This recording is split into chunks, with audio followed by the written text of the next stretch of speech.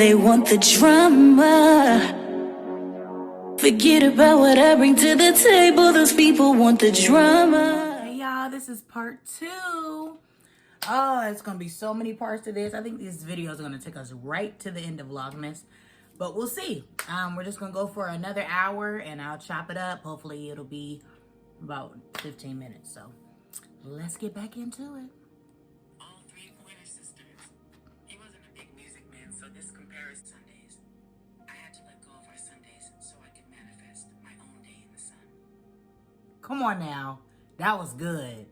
I had to let go of our... Outside the lines. I had to let go of our Sundays so that I could... Okay, let me try to say it without burping. I had to let go of our Sundays so that I can manifest a day in the sun of my own. Ooh! I'm gonna get that tatted. It's like, no, but still. I had to let go of our Sundays so that I can manifest days in the sun of my own. Come on! You better preach up in here. Mariah, I'm about to start speaking in tongue if you keep playing. Okay? It's hard to explain. Sing, boo.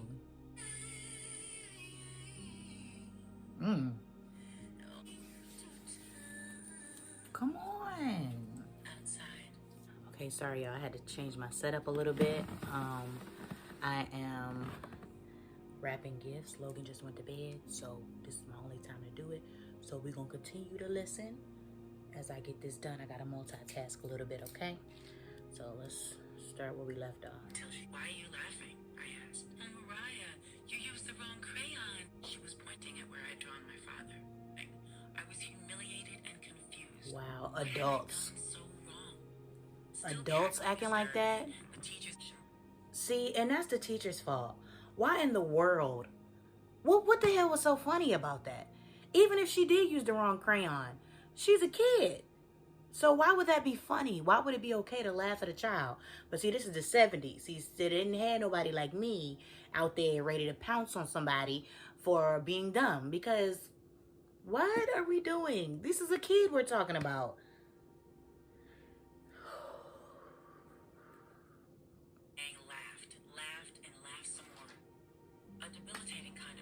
It wasn't even funny. The laughter and taunting seemed like it would never end. I stood glaring up at them, realizing a 4-year-old girl during coloring time. 4 years old? To first grade, what failed my mother might have had with a man her mother would have approved of. Wow. My father. Wow. In the wake of Becky's storm, my father and I stood quietly together. Believe it or not, her name really was Becky. No one ever outwardly questioned my afraid of him. Wow. But he was my people. I came from him. Another major role in a play at that camp again. Please be at peace forever. What? But they are not central to my existence. Removing myself from toxic people I love has been excruciatingly painful. Oh, talk about it, Mariah. Removing yourself from toxic people that you love has been painful. I can only imagine. And we're talking about people that you're related to. You know what I'm saying? Like, yeah, this ain't just deep. Like, this is relatable. This is, you know, my life, honey.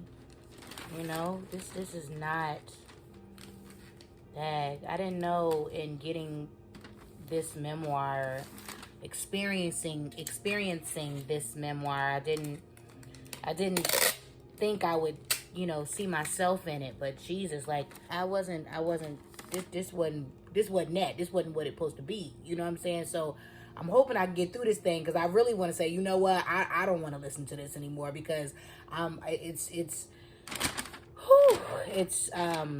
bringing back old memories and stuff, and, you know, stuff that I don't like to deal with. You know, a lot of times when you go through certain things, well, most people deal with it. Me, on the other hand, I'd rather not. Okay? I'd rather move on. I'd rather talk about something positive, because I don't want to stay, you know, in that space too long. I don't want to get sad. I don't want to, you know what I'm saying? I don't have time for any of that. I don't have time for sadness. That's not who I am. I'm not a sad girl. I'm a very happy-go-lucky person, and I want to keep it that way. You know what I'm saying? So I don't talk about stuff like that. I don't dwell on it, you know. Mind you, I remember it and I make it apparent when I have to. But that don't mean I want to sit around, you know, like,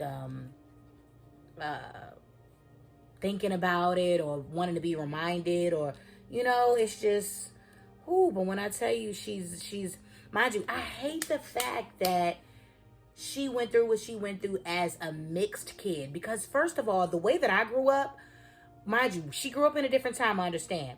But when I grew up, the light-skinned girls was popping. If you was mixed, that made you exotic automatically. Even if you was black and white, everybody was from America. It don't matter. If you were light-skinned, you were popping. Like, they wanted you over the brown girls, over the darker girls, you know what I'm saying? They wanted, you was at the top of the list, baby. So to think that she went through that as a child, like, you know, times really, really did change. You know what I'm saying? And they keep changing. But at the end of the day, it was just kind of like, you know, and nowadays, especially in the media and you know, like,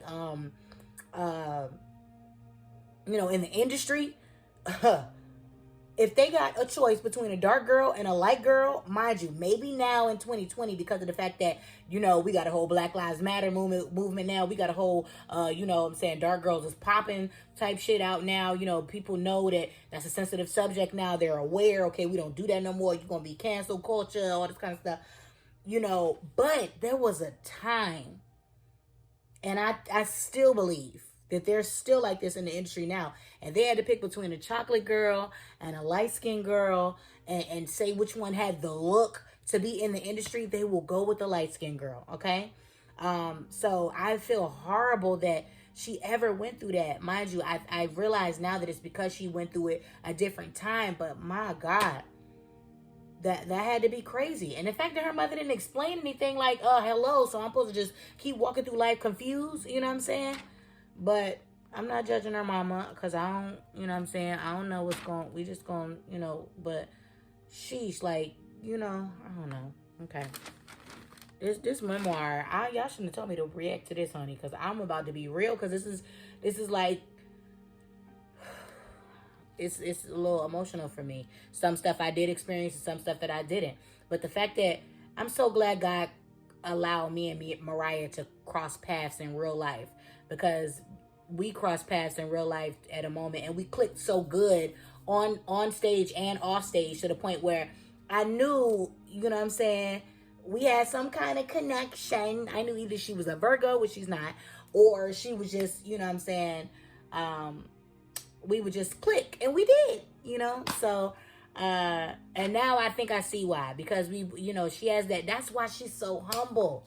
That's why she's so humble. On American Idol, people kept saying, I bet you Mariah was so bougie and Nicki Minaj was the humble one. No, nigga, it was actually opposite. Nicki was bougie and Mariah was humble as hell. And people be pissed when I say that, because they think I'm hating on Nicki or being mean to Nicki, and I'm not. I'm being truthful. I'm telling you what I experienced. Mind you, everybody didn't have the same experience at American Idol. Okay, whoop-de-doo. So the fuck what? That don't got nothing to do with what I experienced. I'm telling my truth. That's it. That's it. And this woman is humble, and I see it. She's had a humble beginning, you know? And a lot of people have. I'm pretty sure Nicki had a humble beginning as well, but who knows what happens? Like, you know, some people just, you know, whatever. I don't know. Either way, this is a great memoir. With prayer and professional help, of course, I simply let report on her dog or her bird, or asks me to pay for something or do something, that she will have genuine, sustained interest in me and what I'm doing or feeling. Wow. That one day she will know me. That one day my mother will understand me. To a certain extent, talking to a black man was considered a shame, but marrying one, that was an abomination. Let me tell you something. My Nana has literally told me, you can talk to them white boys, but don't dare marry them. Don't you dare marry them. And I'm just sitting there like, if I want to marry a white man, I'm going to marry a white man. I just so happen to not want to marry a white man. And at the end of the day, it's not like if God happened to bring one in my life, I'd be like, you're supposed to be black. But I desire to be with a black person just because of, I want someone to be able to relate to me, relate with me, that struggle, and trying to defeat that struggle, and trying to, you know, help and mold our kids to be, you know, or to get through that struggle. But that's still silly. It's silly. It's silly to say, don't you marry one. So if I go and fall, if I happen to fall in love with one, you're saying don't marry him because he's white? No. No. Ultimate humiliation. My mother's married making mulatto mongrels. Me and my siblings. Mulatto. Disowned her daughter. She told no one else that I didn't want the same fate. Yeah. I couldn't have a man or an unplanned pregnancy take me off my path. Witnessing my mother's and my sister's detours was See, and that's so beautiful. Mariah is so beautiful for that. Like, I didn't think that anything could get me off my path. And I, just like Mariah, from a very young girl, I always said, oh yeah, like when Chris Brown and Rihanna came back out, I was like, oh yeah, I'm next. You know, I just knew I was next, you know, and I didn't think anything could take me off that path. When I fell in love, you know, as a teen, and when I, you know, had my baby, I didn't think nothing could take me off. When I got pregnant, I'm sorry, I didn't think nothing could take me off, you know, track. Then when I realized I was with a so-and-so blank, you know, I realized that, yeah, I might have to detour a little bit, you know. I still, to this day, don't think that I'm not going to make it. I still don't.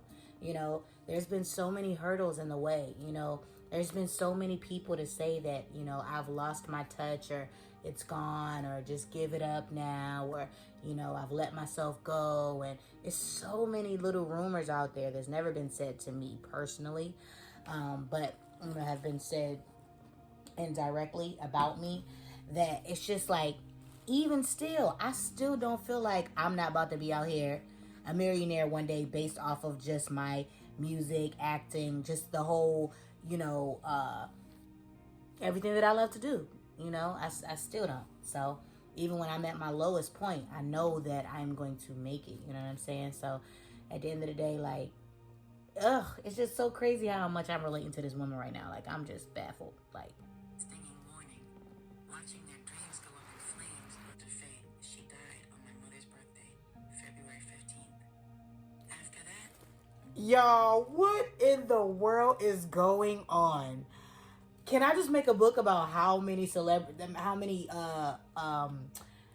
comparisons I have to Mariah right now? Like, I know this is not about me, y'all. It's not. But I'm falling more and more in love with this queen. Her mother's birthday is on February 15th. My mother's birthday is February 16th. This is getting crazy. That's all I'm saying.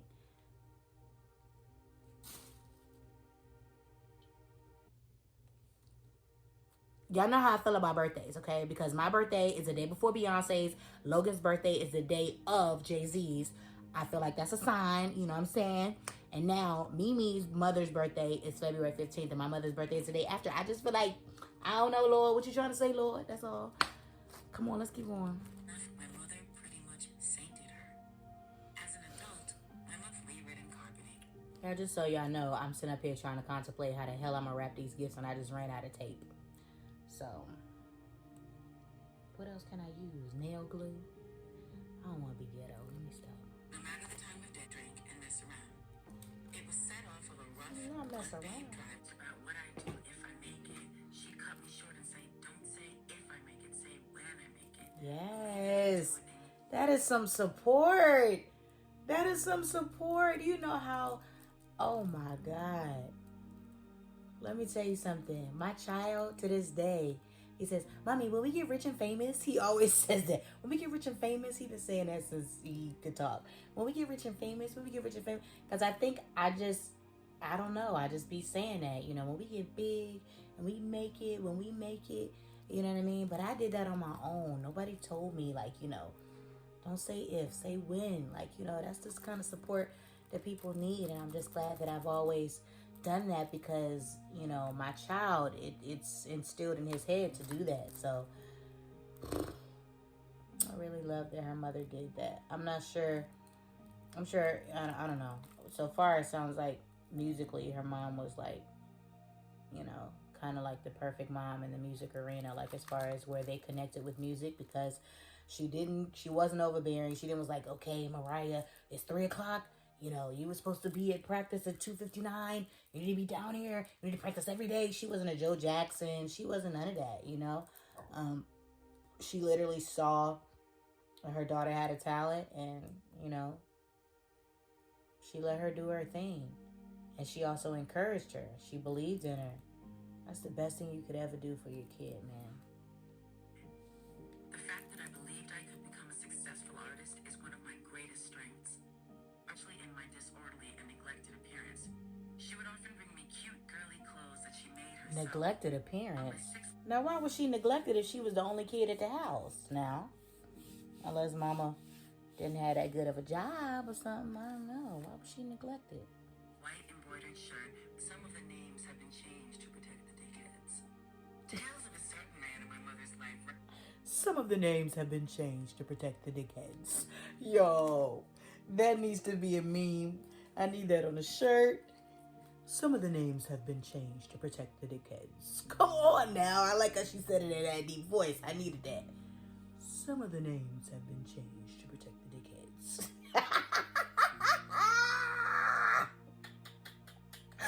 Yo, what I say? I love when she throws shade.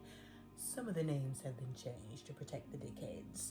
Please tell me she said dickheads and I didn't just hear that, because I thought I heard dickheads. Did she say dickheads? I'm going to leave it right there. I'm going to leave this right there. This going to be part 2, because we already at 50-something minutes. This going to be part 2. I've changed the names to protect the dickheads. That's what I'm going to call this video. It's like, now let me stop. Okay, I got to go find some tape, and then I'm going to go get the 3rd video done, okay? Love y'all, and I mean to poo, period. Bye. See y'all. We're fighting for peace. We're fighting for peace. We're fighting for unity. We're fighting We're for fighting unity. for love. We're fighting for love. justice. We're fighting for justice. We are kings and queens.